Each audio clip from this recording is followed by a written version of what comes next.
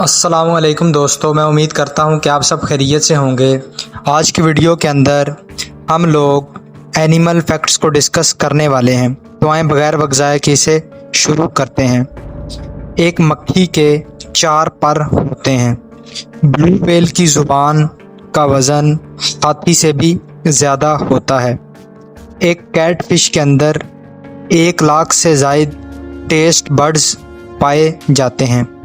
गाय के sweat glands उसके नाक के अंदर पाए जाते हैं।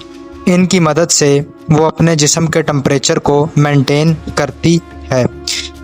मगरमच्छ 11 मील फी घंटा की रफ्तार से दौड़ सकता है।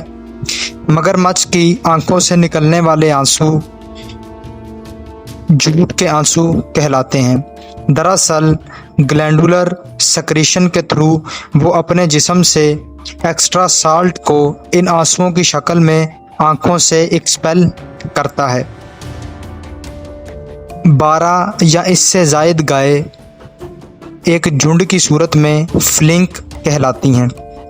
एक बड़ी कांगरो 30 फीट तक लंबा जंप लगा सकती हैं एक छलांग के अंदर।